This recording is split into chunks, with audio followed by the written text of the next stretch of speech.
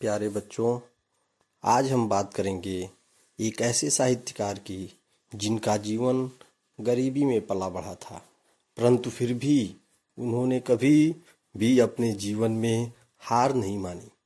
ऐसे उपन्यास सम्राट मुंशी प्रेमचंद के जीवन के बारे में आज हम पढ़ेंगे।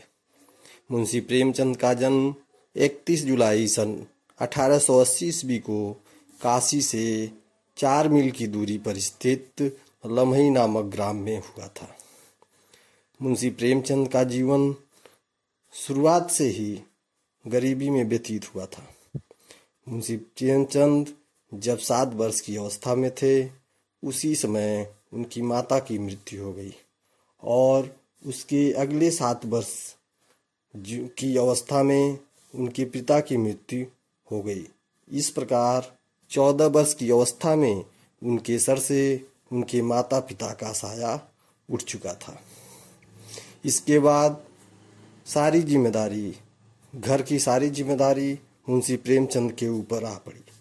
अब उन्होंने अपने जीवन निर्वाह करने के लिए घरों में ट्यूशन आदि पढ़ाने का काम करने लगे और उसी समय उन्होंने मैट्रिक की परीक्षा भी पास की।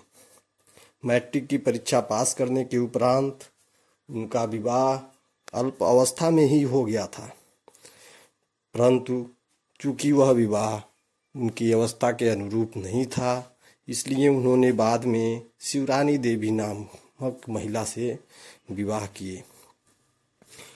मुंशी प्रेमचंद अध्यापन का कार्य करते हुए ही FA और BA की परीक्षा भी उत्तीर्ण की।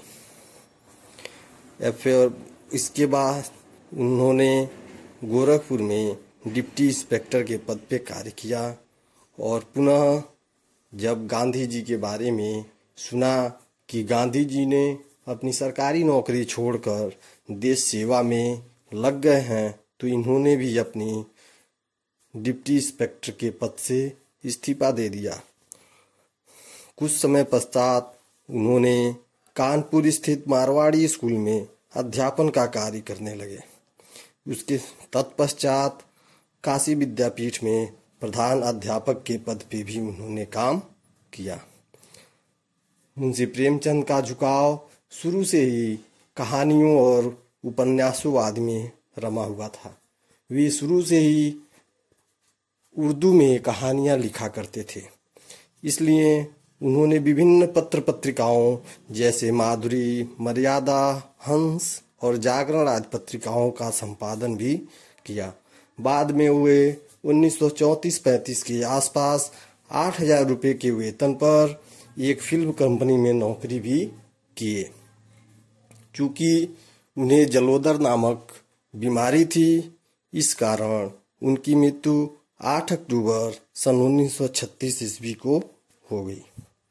अब हम बात करेंगे मुंशी प्रेमचंद की महत्वपूर्ण रचनाओं के बारे में।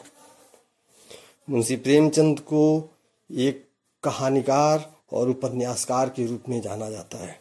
उन्हें उपन्यास सम्राट भी कहा जाता है। उनके उपन्यास में जो महत्वपूर्ण हैं वे हैं निर्मला, सेवा सदन, रंगभूमि, कर्मभूमि, गवन और गोदान। नाटक, उनके जो महत्वपूर्ण नाटक हैं वे हैं करबला, संग्राम, प्रेम की बेदी। कहानी संग्रह उनके मानसरोवर, नवनिधि, प्रेम पचीसी और कफन है। दोस्तों, अगर वीडियो पसंद आए तो उसे सब्सक्राइब करें।